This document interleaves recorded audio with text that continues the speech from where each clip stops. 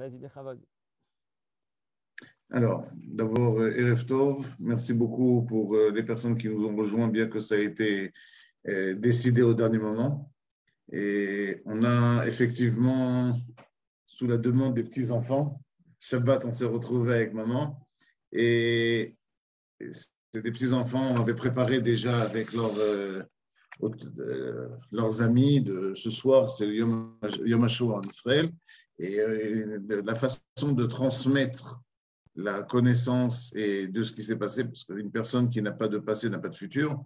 Donc, les petits-enfants ont posé la question à maman, pourquoi depuis des années tu es à nos côtés? Ça fait quelques années déjà que tu es monté en Israël et que tu te retrouves à côté de nous. Et la vérité, tu nous as plus ou moins jamais raconté vraiment ce qui s'est passé. Le seul moment où tu nous as raconté que tu as commencé à parler, c'était après la mort de papa qu'on s'est retrouvé à Pessah. Oui. Et les enfants avaient commencé à poser pendant la Haggadah de Pessah certaines questions. Et à ce moment-là, maman a parlé, au lieu de parler, répondre à une question d'un enfant pendant 2 minutes, ça a duré plus d'1 heure. Et tout le monde était, ah oui, c'était très, très, très long. Et on était tous sous le choc. Et en fait, tu es à côté de nous, tu es la grand-mère, mais il y a des choses que je pense que c'est important, c'est pour ça qu'on enregistre aussi. Et maman a fait un travail même par écrit depuis Shabbat, elle se prépare. Et c'est la première fois que tu as accepté de te retrouver dans une telle situation, devant un ordinateur et devant des lumières qui sont face à nous, pour pouvoir raconter en fait ton histoire familiale. Et ce on a pensé, c'est que puisque tu as mis ça aussi déjà par écrit, on a une partie sur certaines pages écrites, comme maman a dit. Je pense que c'est important puisque la nouvelle génération des enfants et surtout des petits-enfants, tous les petits-enfants sont en Eretz Israël et une grande partie, là on voit Odélia qui est avec nous. Odélia elle a la possibilité de parler le français et d'être avec nous en français, mais l'autre partie des petits-enfants et des arrière-petits-enfants ne comprennent pas le français. Donc, c'est important d'abord de l'enregistrer et plus tard de le traduire de le doubler et tout ce que tu as écrit, de mettre ça aussi en hébreu. Comme ça donnera la possibilité à ta descendance de pouvoir écouter ce que tu as à dire et de comprendre un peu, de savoir d'où ils viennent et ce que vous avez vécu comme période, comme époque et pendant cette période-là. Je pense que j'ai suffisamment parlé. Je vais te passer le flambeau et la suite. Merci à toutes les personnes qui se sont jouées à nous. Et je vois qu'il y en a d'autres qui n'arrêtent pas de me demander accès sur WhatsApp. Et maintenant, on te laisse commencer à expliquer ton témoignage. Voilà. Alors, bon. Au moment de la déclaration de la guerre, je n'avais que 2 ans. Donc, ce que je veux vous dire, il y a un mélange de souvenirs et des propos entendus, forcément. Au début de la guerre, ça s'appelait la drôle de guerre. Autour de nous, tous les hommes étaient mobilisés et rien ne se déclenchait. Ils étaient mobilisés, mais la guerre n'existait pas vraiment parce qu'en fait, vous avez sûrement entendu parler de la ligne Maginot. On avait préparé l'armée française avait préparé une armée de défense et sur une ligne où ils étaient sûrs que les Allemands allaient passer. Et les Allemands ont contourné cette ligne et sont arrivés très très vite à Paris. Et donc, alors que la guerre avait commencé fin 39, en 40, la guerre était déjà terminée. La France a signé un armistice. Et Pétain a accepté que la France soit divisée en 2 parties, la partie nord et la partie sud. La partie nord était la partie occupée et la partie sud, la partie libre. Mon père a été démobilisé à Toulouse. C'était le sud de la France, mais c'était encore dans la partie occupée. Et il a demandé à ma mère de venir avec ma sœur et moi. Moi, j'avais 2 ans, ma sœur 6 ans, de venir le rejoindre. Mais ma mère ne voulait pas quitter sa propre mère. Et sa propre mère ne voulait pas quitter son propre père. Et donc, ça a été il y a eu un peu de conflit familial.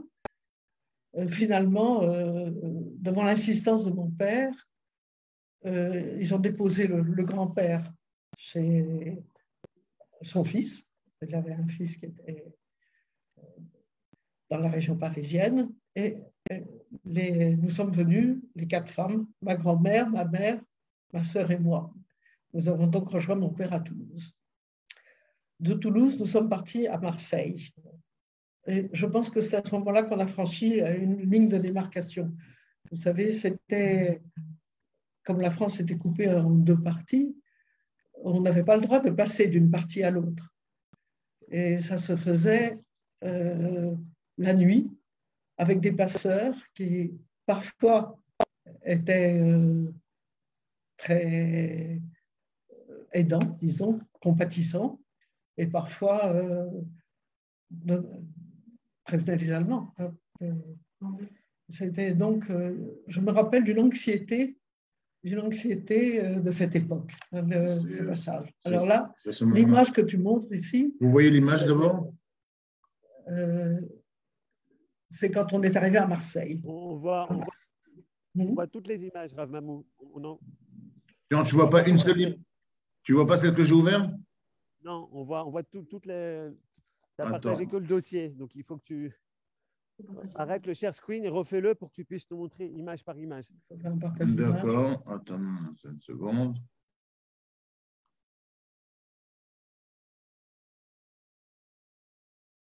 Partage d'écran, ok.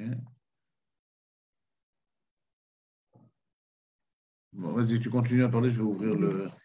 Alors, je ne sais pas exactement à quel moment ça s'est passé, mais ma mère, qui était très disciplinée, a rempli une fiche déclarant que toute notre famille était juive. Et vous savez qu'il y a eu un fichier des juifs. Et mon père, qui était franc-maçon, a pu faire intervenir ses relations pour retirer notre fiche du fameux fichier. Donc, nous sommes partis à Marseille et mon père a loué un appartement près du parc Chadot. Et Didier est en train de chercher les photos au parc Chadot. C'était bon.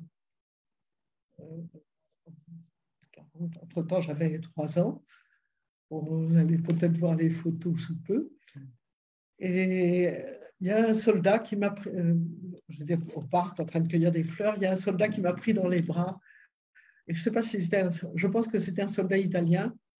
Et j'étais très stressée parce que j'entendais parler de la guerre, j'entendais un soldat.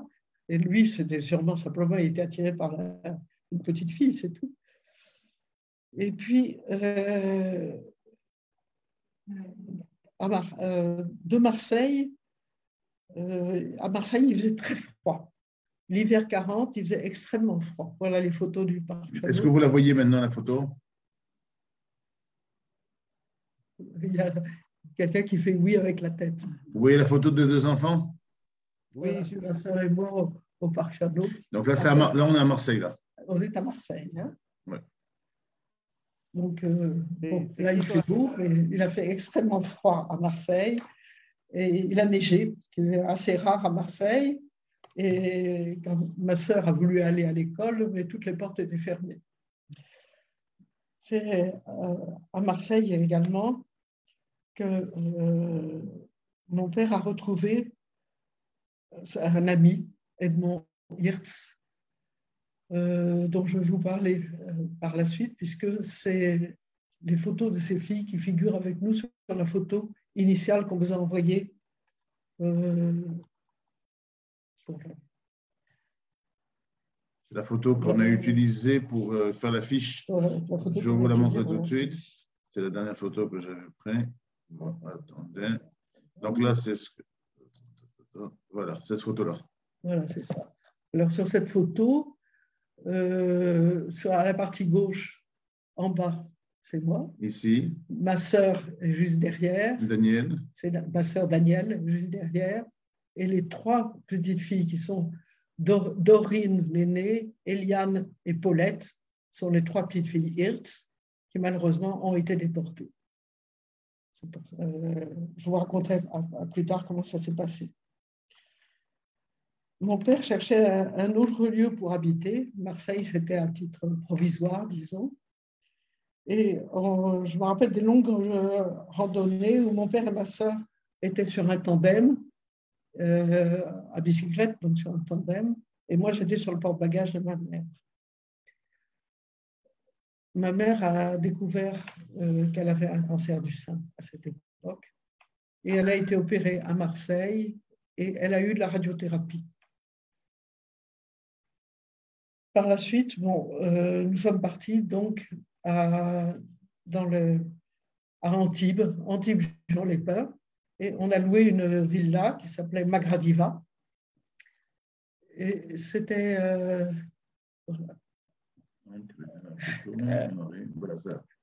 Cette villa, vous avez loué. C'est ça, c'est cette villa qui s'appelle Magradiva, et il y avait un immense terrain.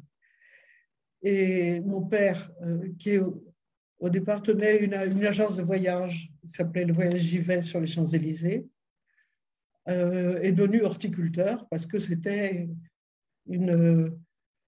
horticulteur, ça veut dire la culture des fleurs. C'était autorisé en tant que juif de cultiver la terre. Il a acheté un livre, il a pris un employé avec lui et il faisait pousser des plantes en serre ou à l'extérieur. Il y avait des anémones, des arômes. Et ce que je me rappelle surtout de cette période, c'est les senteurs. À Magradiva, il y avait des mimosas, du laurier rose, des figuiers, des oliviers. C'était extrêmement plaisant sur le plan odorant, disons. Voilà. Dans le moment, tu m'as donné des photos ici, on voit. Ça, c'est les photos. Avec les animaux. Ici, c'est une photo qui a eu lieu effectivement dans le jardin de Magradiva.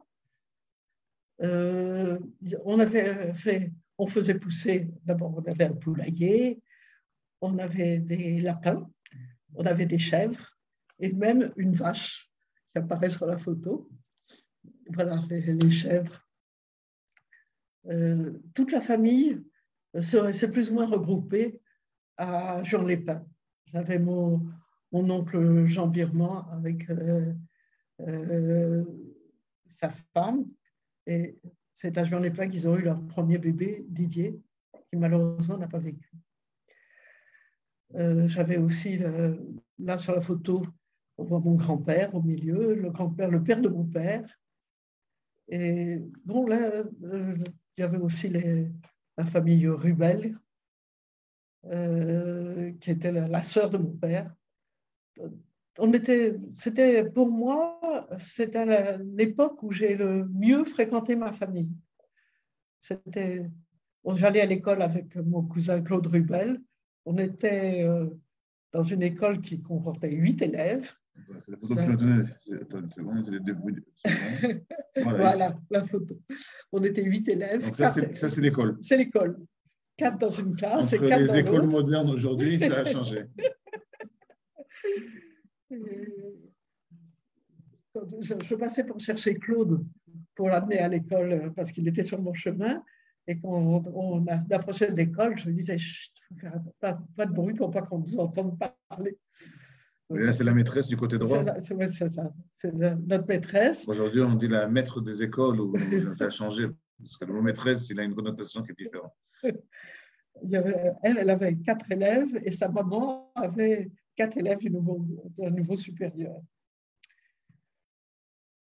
Alors, qu'est-ce que je peux vous raconter encore sur cette période? Ma grand-mère aussi, la mère de ma maman et de Jean, habitait là-bas. Donc, on avait une vie familiale extrêmement agréable. Mais sous quel nom? À l'époque, sous notre nom de Moc. Moc, sous le nom de Moc. Et puis, les amis Hirtz, dont je vous ai parlé, Edmond et Frida, on pensait que c'était important de mettre leurs enfants dans un home d'enfants qui était à Saint-Martin-de-Vésubie. Et ils ont convaincu mon père, mes parents, de nous mettre, ma sœur et moi aussi. Ma sœur était un peu inquiète et elle entendait un enfant qui pleurait. Elle était sûre que c'était moi à qui on démêlait les cheveux parce que j'avais des cheveux très difficiles à débrouiller et je pleurais facilement. Et ça l'a inquiétée. Elle a écrit une lettre à mes parents. Je crois que la lettre n'est jamais arrivée, mais que mes parents d'eux-mêmes sont venus au bout de 15 jours nous chercher. Et ma soeur leur a expliqué, etc. Mes parents étaient décidés de nous ramener. Ils ont même proposé d'emmener aussi les petites filles Hirtz. Et la personne qui est la directrice a refusé en disant qu'on ne rendait les enfants qu'aux parents, ce qui paraissait tout à fait logique. Et malheureusement, il y a eu après une rafle à Saint-Martin-de-Vésubie.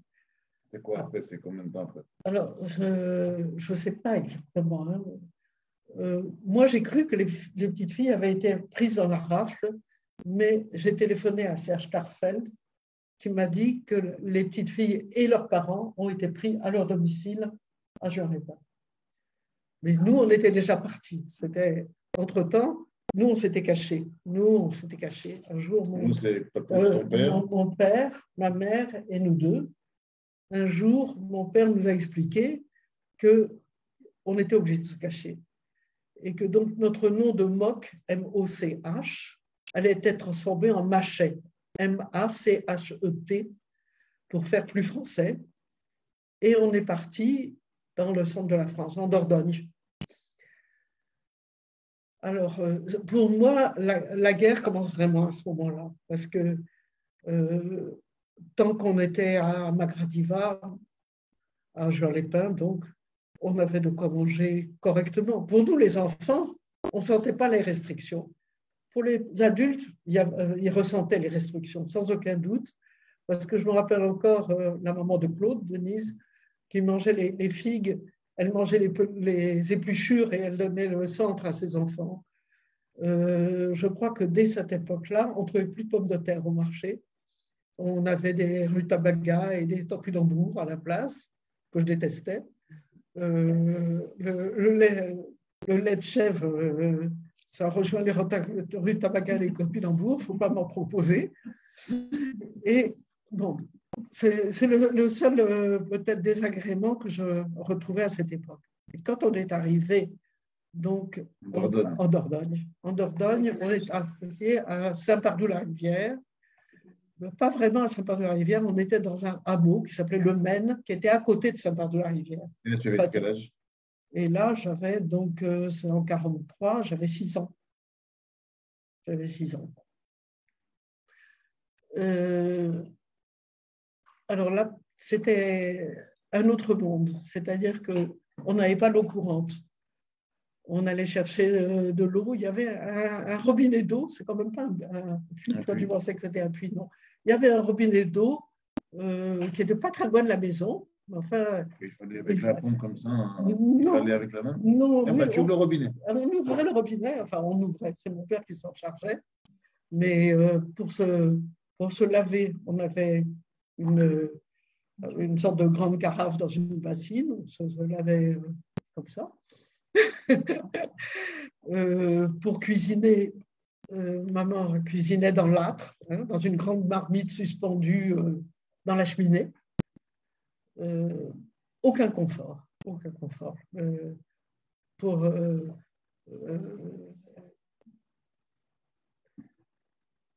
je passe sur les détails. Voilà, essaye de donner des détails. Alors, le détail, c'est qu'il y a les besoins quotidiens, disons, et ma grand-mère qui habitait avec nous avait le droit d'aller sur le seau, elle la première, et nous après, quand le seau était plein, mon père emmenait tout ça pour jeter dans le fumier au dehors. Mais c'est pour dire le niveau de vie. Cette ville-là avait un étage Et au milieu de l'escalier, il y avait un petit rideau derrière lequel il y avait une radio. Et on écoutait les informations. La radio, on écoutait en fait la radio de Londres. Alors ça commençait par Radio Paris ment, Radio Paris ment, Radio Paris est allemand. Et puis, il suivait un tas de messages codés qui me paraissaient complètement farfelus. Le canard est sur le toit, les fleurs sont fanées. Mais en fait, c'était codé, mais moi, je ne pouvais pas comprendre ce qui se passait. Au bout d'un jour ou deux qu'on était arrivés, j'ai oublié de vous raconter ça, d'un seul coup, on a entendu une voiture qui s'arrêtait devant la porte. Ma maman a dit à mon père, monte vite au premier étage avant que j'ouvre, et s'il le faut, saute par la fenêtre. Et moi, j'avais très peur parce qu'il y avait des orties en bas, j'avais peur que mon père se pique. Et en fait, c'était le boulanger qui faisait sa tournée. Donc, petit à petit, on s'est habitué. Ma mère et ma sœur ont été à l'église. Ma sœur a même été au catéchisme. Elle a fait un petit hôtel dans sa chambre. Mon père a été dispensé parce qu'il me gardait, moi. Et il était très fier de moi parce que je ne m'étais jamais trompée dans mon nom. Le mot de Maché, je l'avais vite accepté. Bon. On allait à l'école, ma sœur et moi, à Saint-Pardoux-la-Rivière. C'était à peu près une demi-heure de marche. Et mes parents s'étaient mis d'accord avec une restauratrice pour qu'elle nous donne quelque chose à manger à midi. Moi, je me rappelle d'un sandwich qu'elle m'avait donné avec de la viande que j'ai gentiment jeté parce que ça n'était pas du tout attiré. On ne mangeait pas cachère, mais c'est cette viande, c'est l'horreur. Bon. Mais les gens ne se posaient pas des questions, d'où vous venez, qu'est-ce que vous avez... C'était la guerre, donc les gens n'étaient pas tellement... Il y avait du mouvement quand même, je ne sais pas. Mais ils comprenaient que vous venez de Paris, de la capitale, vous n'étiez pas des paysans? Je ne crois pas qu'on avait grand contact avec les gens, en fait. Et à l'école, je ne me rappelle pas. À l'école, tu n'avais pas des copines, des copains? Non. À l'école, il y avait plusieurs divisions dans la même classe, selon l'âge. Mais je ne me rappelle pas d'amis de cette période. C'est curieux, tu me poses la question, mais c'est vrai. Et la maîtresse, la maîtresse, tu te rappelles de son nom? Tu te rappelles qu'elle était? Rien. Je me rappelle rien. Je ne me rappelle pas du tout. Je me rappelle la scolarité, j'étais admiratrice de la maîtresse qui arrivait dans une même classe à faire travailler des enfants de 3 niveaux différents. Ça me paraissait extraordinaire. C'est extraordinaire. C'est encore un peu ce lion. Aujourd'hui, ils ne sont pas capables de tenir une classe. Alors. Mon père a travaillé dans une briqueterie. Je me rappelle de ses mains rugueuses.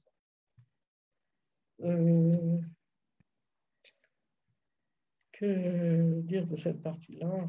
Le nom de ton famille. Avec le nom de famille, vous ne savez pas comment l'écrire. Oui, oui. Donc, je vous ai dit qu'on s'appelait Maché, M-A-C-H-E-T. Et mon grand-père, le père de mon père, qui s'appelait Moc aussi au départ, donc, a compris Maché, mais il a écrit M-A-C-H-E, accent aigu. Ce qui fait qu'au début, on a communiqué, enfin, mes parents ont envoyé une lettre en faisant une tache au bout une tache sur l'enveloppe. Et puis par la suite, je crois qu'ils ont arrêté de communiquer. C'était trop dangereux.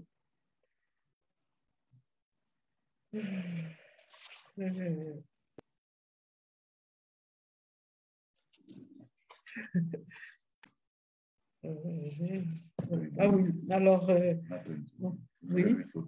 J'enlève les photos.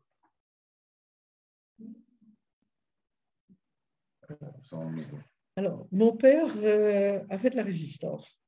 Il y avait 2 groupes qui s'appelaient les FTP et les AS. J'aurais dû vérifier ce que là, ça doit être les francs-tireurs, je ne sais pas exactement. Mais c'était 2 groupes qui ne s'entendaient pas très bien.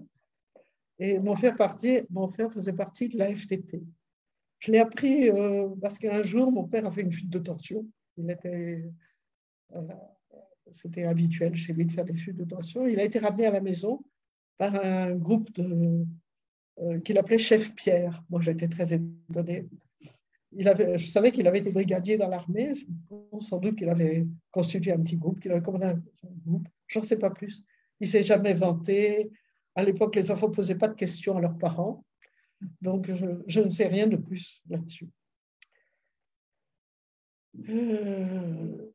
Bon, on a vécu comme ça jusqu'à la fin de la guerre. Et donc, vous êtes resté dans cet endroit jusqu'à la fin de la guerre. Bon, on est arrivé en 43, de 43 à 45. Quand j'avais été vous voir il y a quelques années à Juan-Épin, tu habitais à Antibes, oui. Tu avais dit que tu étais ici et ton père travaillait dans le même. Tu étais dans une école et tu n'étais pas avec ton père et qu'il travaillait même en Amérique, était tenu par la Gestapo, par les Allemands. Non. Non, c'est vraiment ça. D'accord. Non. Alors, simplement, quand la fin de la guerre est arrivée, mon père a dit « Je vous emmène tous au restaurant ». C'était la première fois qu'on allait au restaurant. Et il a dit « Il faut que je me saoule ». Je ne sais pas si c'est vraiment saoulé, mais je me rappelle qu'il a dit à ma mère « Je l'aime bien, tu sais, je l'aime bien quand même, ta mère ». Donc, il devait être un petit peu saoul. Et dès que ça a été possible, on est rentré à Paris. Alors, cette ville qui a été tant vantée m'a paru affreuse, grise. La Tour Eiffel, on m'avait parlé de la Tour Eiffel, un grand poteau télégraphique. Et puis, je regrettais surtout les senteurs du midi. C'est... En fait, une paysanne. Oui, j'étais devenue paysanne. Alors, nous n'avons pas réintégré notre logement. Notre logement était dans le 17e, c'était rue Philibert Delorme. Et on a habité quelques jours dans l'appartement de Léon Bloch. Léon Bloch, c'était le frère de la deuxième femme de mon grand-père. Et c'était avenue Henri Martin. C'était un appartement très luxueux. Et puis, après, on a déménagé et on a habité au 8 rue Lyotet, où habitait une sœur de Léon qu'on appelait la tante Irène. Et c'était un appartement de 6 pièces, donc il y avait de la place et pour elle et pour nous. C'est elle qui habitait normalement, mais enfin, elle nous a accueillis sans grande joie, mais sans gêne non plus. Et il a fait très, très froid. Je me rappelle du givre sur les fenêtres. À mes yeux, ça faisait des très beaux dessins géométriques, le givre. Hein, mais bon. Là, au moins, il y avait l'eau courante. Mais il n'y avait pas d'eau chaude, ce qui fait que nous allions prendre le bain une fois par semaine aux douches municipales. Ma sœur était inscrite au lycée Molière et moi à l'école municipale. Et j'étais furieuse, car d'emblée vu mon âge, on avait décidé de me faire redoubler. Environ 1 an plus tard, nous avons emménagé rue Gay-Lussac.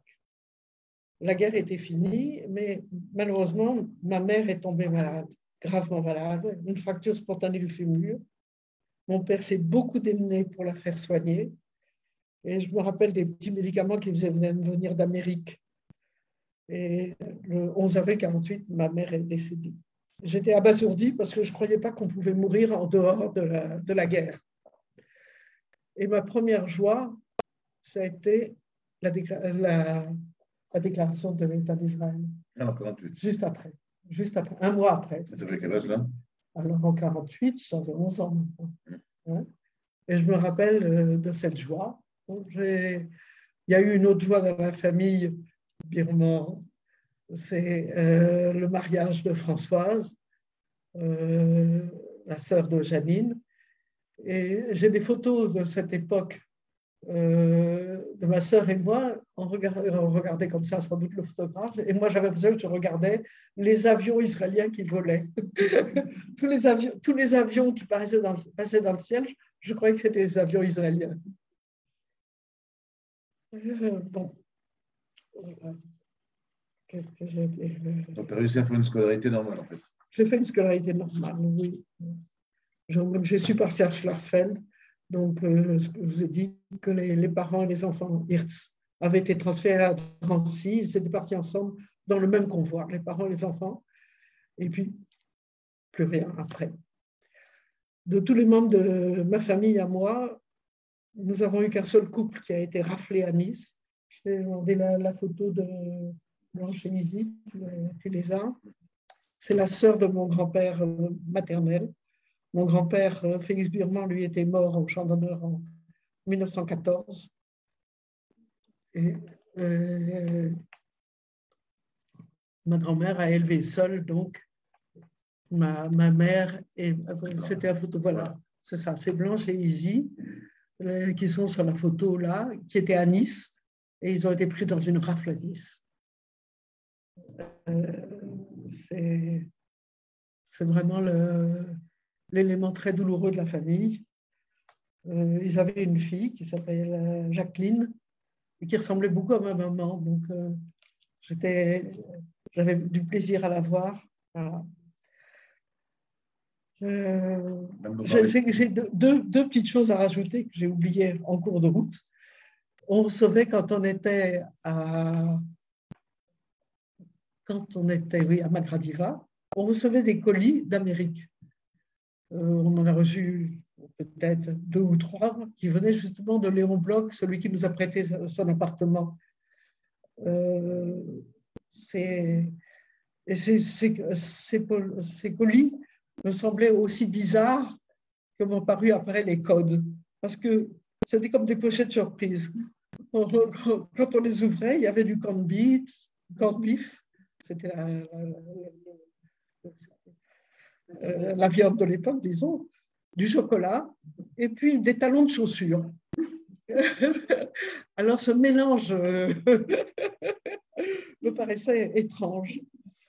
Et la deuxième chose que je voulais vous dire à propos des rationnements, pendant la guerre, tout était rationné, oui. Il fallait des tickets pour chaque chose. Oui, ici les tickets. Et ça, c'est un ticket, c'est le dernier ticket, disons. Il fallait un ticket pour le sucre, il fallait un ticket pour le lait, il fallait un ticket pour le textile, il fallait des tickets pour le pain. Et après la guerre, quand on a supprimé les tickets, les gens se sont mis à acheter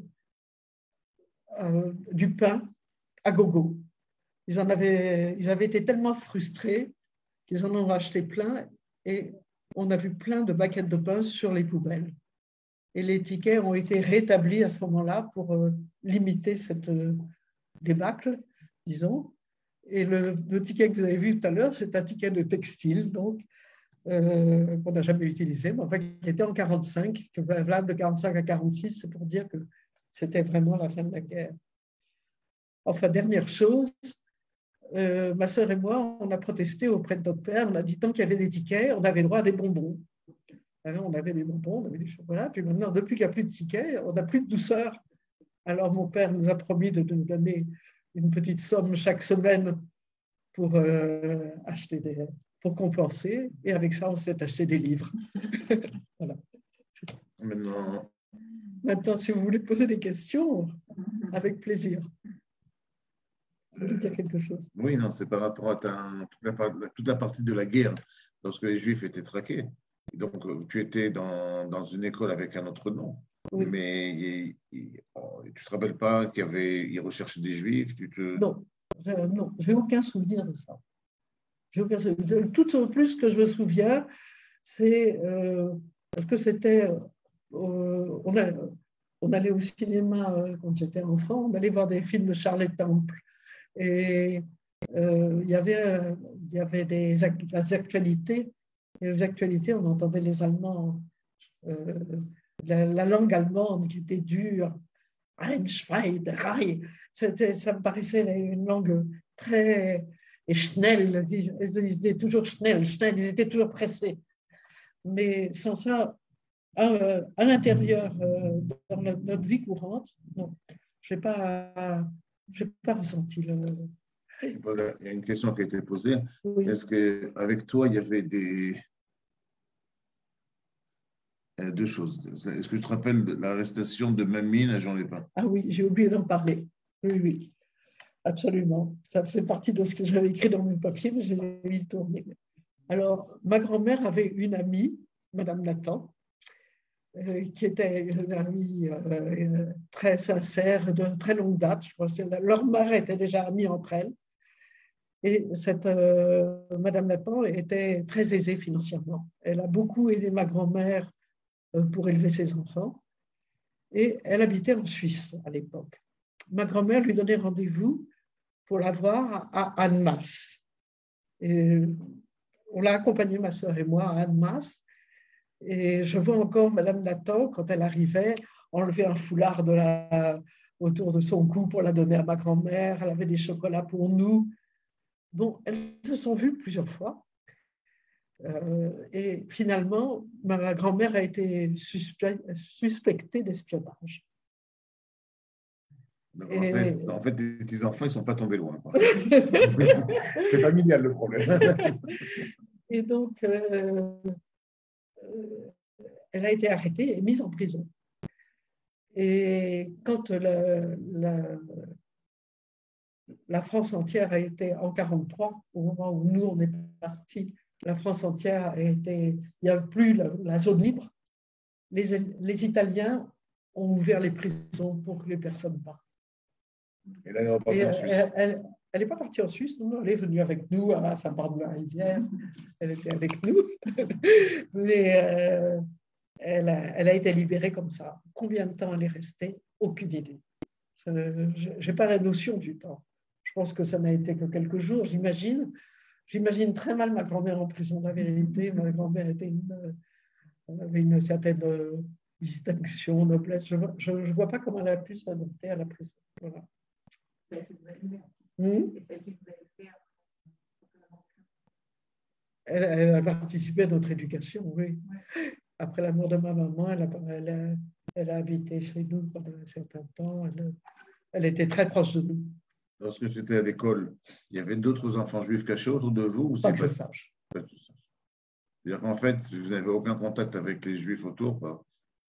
Ni les juifs, ni les goïms entre nous. Enfin, mon père avait sûrement des contacts à la briqueterie, et il était en rapport avec d'autres personnes.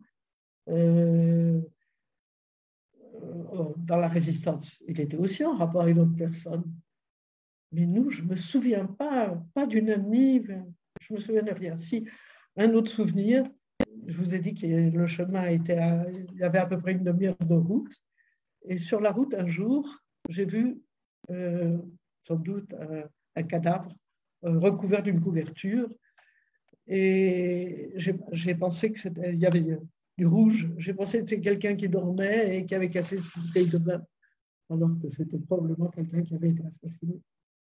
Quelqu'un me pose la question, est-ce que tu as vu ou entendu la déclaration de l'État d'Israël à la radio en direct? Je crois que oui. Oui. On écoutait, ce n'était pas la déclaration de l'État d'Israël, c'était en novembre 1947, c'est l'ONU. L'ONU, le 29 novembre 1947. Oui, ça je l'ai entendu. J'arrive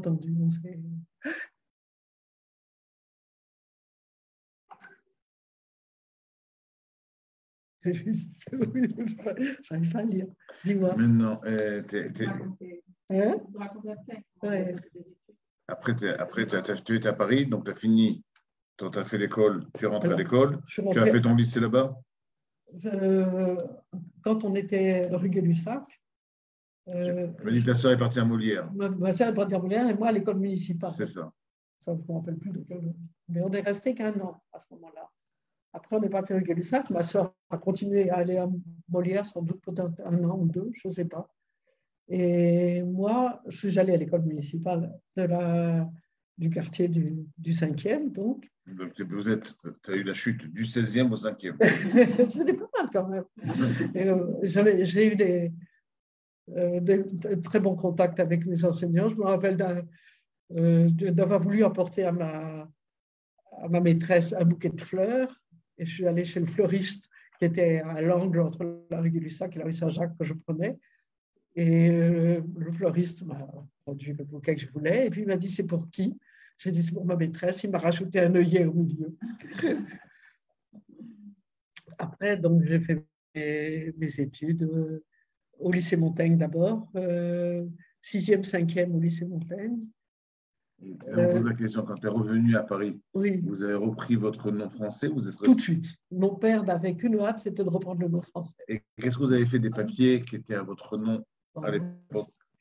C'est pas oui, il a pas impossible. Je sais que mon père avait hâte de reprendre le nom de Mock. C'était, pour lui, ça ne posait pas de problème. Donc, tu es retourné à Paris, tu as fait ton lycée là-bas. 6e, 5e au lycée Montaigne, parce que c'était il y avait les classes de filles du lycée Fénelon, 6e, 5e étaient au lycée Montaigne. Et toute la suite au lycée Fénelon. Bon, quand on m'avait mis dans la tête que je devais être médecin. Ça, c'était. Ça n'a pas changé dans la communauté. Alors, en 6e, j'ai fait du latin, que j'ai détesté. J'ai demandé d'arrêter le latin et on m'a dit c'est très embêtant pour faire médecine de ne pas savoir le latin. Vraiment, ça ne sert à rien. Mais vous reprendrez le latin en seconde ou en première. Bon, alors j'ai fait mes études. Arrivé au bac, j'ai fait sciences expérimentales parce que c'était ce qui correspondait à la médecine. Et puis, une fois que j'ai eu le bac, je me suis dit quand même, c'est pas moi qui ai choisi. Peut-être que je vais faire autre chose. Alors, j'ai été me renseigner sur les différentes facs, sur les différentes possibilités, et rien ne me tentait. C'est comme ça que j'ai fait médecine. Alors, comment votre famille a vécu son retour à Paris après la guerre en tant que juif? Comment vous êtes revenu? Vous avez... On était des juifs, mais des juifs assimilés, complètement assimilés. On ne faisait même pas kippour. On se savait juif, c'est tout. Ça s'arrêtait là. Si, mon oncle, le frère de ma maman, Jean Birman, lui, allait à la synagogue.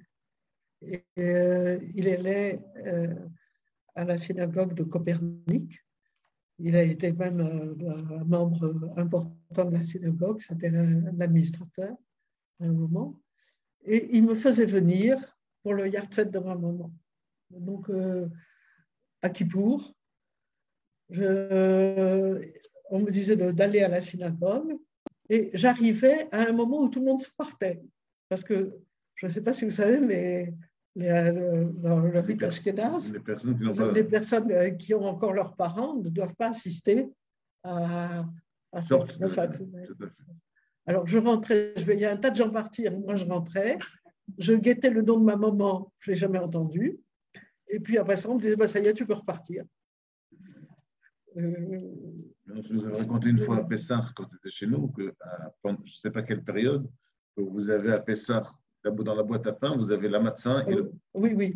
Effectivement, ma grand-mère à Pessah, ma grand-mère, Mamine, nous apportait toujours des matzot qu'on mettait dans la corbeille de pain, à côté du pain. On savait que c'était Pessah, puisqu'il y avait les matzot. Comme ça, tu peux dire Hametz ou matzah. Oui, au choix. Tu n'as pas la possibilité, tu vois. Sans le savoir, tu respectes ce que le Talmud nous enseigne. J'ajoute aussi que j'étais invitée de temps en temps le vendredi soir chez mon oncle Jean Birman. Et là, il y avait le kiddush et il me bunchait. Et j'étais très touchée par ça. Ouais. Mais bon. Maintenant, tu continues. Hein? Maintenant, c'est toi qui continues avec les petits-enfants. J'essaye. On a fait de chouva. Une fois que j'étais mariée, après la naissance de Judith,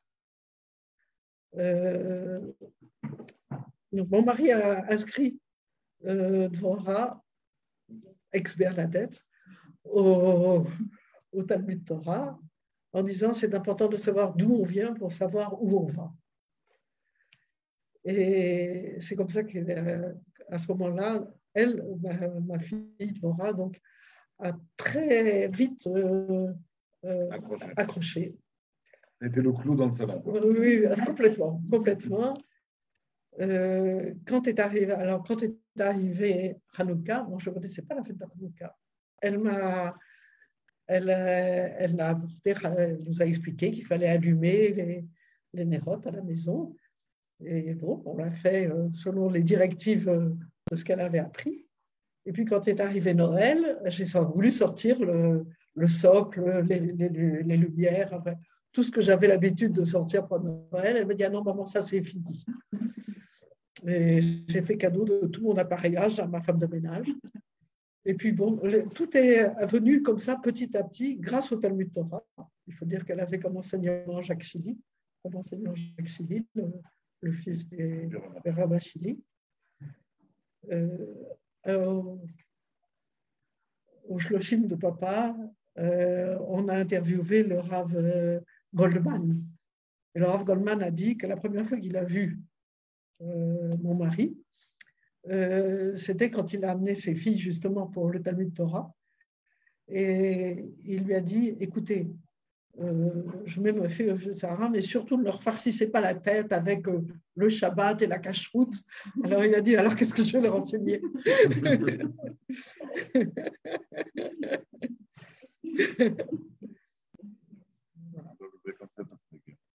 Voilà, c'est la partie structurante, disons. La guerre, ça a été une partie comme un cauchemar. Surtout, oui, encore ça pour les petites Hirtz. Chaque fois que je passais près de l'hôtel Lutetia, je savais qu'à l'hôtel Lutetia revenaient les déportés. Et j'espérais pouvoir avoir de leurs nouvelles, pouvoir les voir. J'hésitais à rentrer dans l'hôtel ou pas. C'était terrible de savoir qu'elles avaient disparu comme ça. Et quand tu es revenu, ce qui est intéressant, moi, c'est de voir comment les Français t'ont accepté en tant que juif qui a passé la guerre. On ne savait pas. On ne savait pas plus juif ou pas juif. Il n'y avait pas de distinguo. On n'en parlait pas.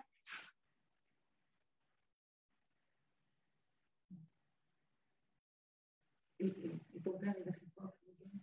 Après la guerre, mon père, ma mère avait une très belle broche en diamant. Et mon père a utilisé cette broche pour la démonter et devenir diamantaire. Et c'est comme ça qu'il est devenu diamantaire.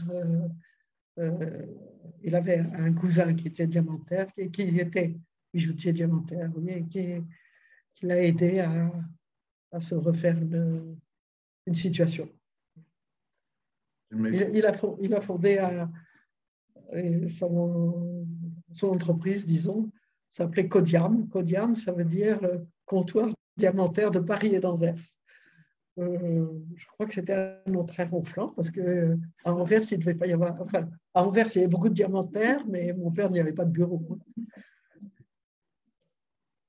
Maintenant, une question. Tu nous as expliqué, Shabbat, que bien que tu étais enfant, tu as toujours fait attention quand tu avais ton nom mâché, comme tu nous as expliqué avec le soldat italien, de ne jamais dévoiler ton identité juive. Pourtant, un enfant, c'est quelque chose qui peut sortir de façon tout à fait spontanée.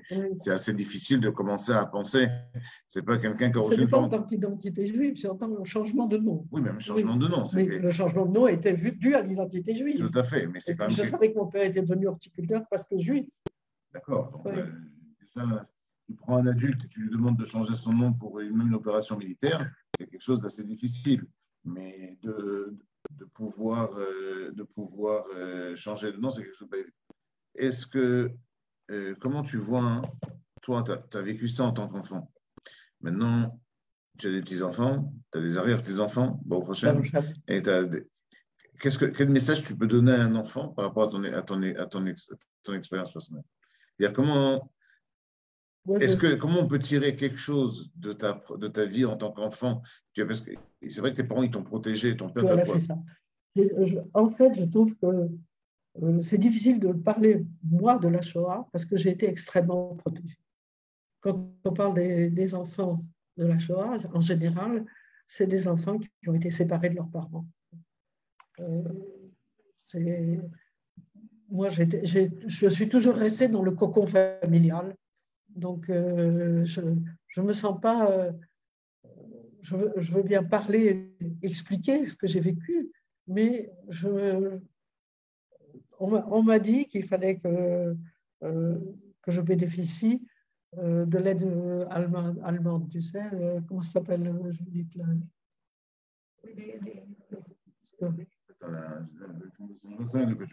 La fondation. J'avais été avec mes élèves en Pologne, c'est eux qui avaient payé une partie du voyage, d'accord? Et j'ai longuement hésité à le faire, et puis je l'ai fait parce que j'ai vu que des personnes qui avaient été beaucoup moins stressées que moi l'ont fait. Donc, je bénéficie de ça. Je suis donc comme enfant de la Shoah. Mais personnellement, je trouve que j'ai été extrêmement protégée. Et lorsque tu es arrivé à l'université, c'est vraiment après la guerre. Là, tu étais déjà étudiant. Bien sûr. Oui, mais tu as senti, parce que la France de l'époque et la France d'aujourd'hui, c'est deux choses tout à fait différentes. Mais est-ce que tu as senti quelque chose en tant qu'étudiante à l'université par rapport à ton identité juive? Ou tu as vu une différence avec toi et les étudiants français ou pas du tout? Pas du tout. À mon avis, moi, j'ai vécu une période bénie au moment où j'étais jeune fille. Il y a eu l'arrivée des Juifs d'Afrique du Nord et avec un judaïsme très ouvert. Ils n'avaient pas peur de se balader avec la kippa dans la rue. Maintenant, c'est devenu dangereux. À Paris, maintenant, il y a un retour de l'antisémitisme. Et de la même façon qu'il y a un retour de la guerre aussi. Moi, je suis abasourdie de voir ce qui se passe actuellement en Ukraine. Ce retour de la guerre, on avait l'impression que c'était plus jamais ça, que les gens savaient qu'à la fin de la guerre, on s'assied à une table et on parle. Alors, à quoi servent tous ces morts? Pourquoi tous ces morts? Et maintenant, on recommence ce système, et de la même façon, l'antisémitisme renaît. L'antisémitisme avait existé avant, à mon avis, dans ma vie de jeune fille, je n'ai jamais senti l'antisémitisme. Et maintenant, j'aurais peur de retourner en France. D'après ce qu'on entend. Quand on est loin, on dit, en hébreu, on dit Mashéroï Mikan, Loroï Misham. Ce qu'on ne voit pas d'ici, on voit pas. Ce qu'on ne voit pas de là-bas, on ne voit pas d'ici. C'est-à-dire que je suis sûr que les personnes qui nous regardent, qui sont en France et qui ont une autre vision, moi-même, quand je voyageais entre Paris et Lucien de Hirsch, il y avait une vie dans le 19e, on vit dans un mini-ghetto qu'on s'est créé. Mais lorsque tu vis à Beit Vegan, en plein Eretz Israël, en plein Jérusalem, tu vois tout d'un coup, on a l'impression que là où tu as vécu toute ta vie, c'est pareil comme si c'était la jungle. C'est pas la jungle, c'est une structure. C'est vrai qu'effectivement, l'Europe, ça aujourd'hui, avec tout ce qu'on voit, le changement de population et des gens qui quittent, on a l'impression que c'était que des images de la guerre. Et tout d'un coup, au XXIe siècle, de retrouver la même chose, c'est quelque chose d'assez impressionnant. Bon, en tous les cas, d'abord, merci maman d'avoir. Je sais que c'est pas facile pour toi, et c'est grâce aux petits enfants que tu l'as fait. Ça paraît peut-être évident de faire une chose pareille, mais quelqu'un qui n'a pas l'habitude de parler ou même de réfléchir à des questions qu'on a gardées en soi pendant des années et des années, et tout d'un coup se faire interpeller par des petits enfants qui ont ces questions. En Israël, comme beaucoup d'endroits, même en France. À Lucien de Hirsch, on faisait, comme cette école, on est venu chercher la directrice, les 73 enfants, le 24 juillet 44, le dernier convoi qui a été offert par la France, parce que les nazis n'étaient plus en France. Malgré tout, la France a envoyé le dernier convoi avec les élèves de l'école Lucien de Hirsch. Donc, je suis sûr que c'est pas facile de commencer à parler. Comme on voit dans la Haggadah de Pessah, la personne qui ne sait pas te poser de questions, la personne qui se tait, ça commence ad petarlo. C'est toi, avec un langage féminin, c'est à toi d'ouvrir la parole et de le faire parler. Donc, ça a été ton premier Zoom, ça a été ton premier témoignage que tu as donné. On a enregistré. Grâce à Johan, il nous a donné une plateforme et l'imoud de permettre de pouvoir t'enregistrer. J'espère que maintenant, les petits-enfants, ils vont continuer à te poser des questions. Des fois, on n'arrive pas à voir les enfants, les petits-enfants ou les arrière-petits-enfants, ils arrivent à dénouer les langues. Et grâce à toi, on va pouvoir prendre ton enseignement, comment tu as réussi à passer cette période qui est tellement noire de l'histoire de l'humanité, pas seulement du peuple juif, de l'humanité entière. Et c'est à nous après d'apprendre de toi de toute cette période-là. Je remercie à toutes les personnes qui nous ont suivis. Je vois que Baruch Hashem, on n'est pas seul. On est plus de 45 personnes à écouter. Merci à tout le monde. Et merci à maman d'avoir fait. Je vois que c'était très dur pour toi. Parce qu'elle est à côté de moi, ce que vous ne voyez pas sur l'image, moi je vois à côté.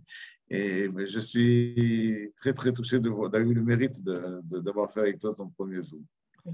Toda Rabba. Et maintenant, c'est tout ce que vous avez entendu, comme il a dit Elie Wiesel, une personne qui écoute un témoin, il devient un témoin lui-même. Maintenant, c'est à vous surtout. Tout le but, ce n'est pas d'écouter, c'est de transmission. La transmission, c'est de transmettre autour de vous. Et ce n'est pas seulement un enfant juif, c'est aussi des fois un voisin. S'il y en a parmi vous qui habitent encore en Galoute, des fois vous avez votre voisin d'à côté. Et la discussion avec la personne, ce n'est pas important à qui on transmet, mais notre rôle, nous, en tant que juifs, c'est d'éclairer l'humanité entière par ce message de paix, ce message d'amour du prochain. N'oubliez pas que chaque personne a été créée à l'image de Dieu.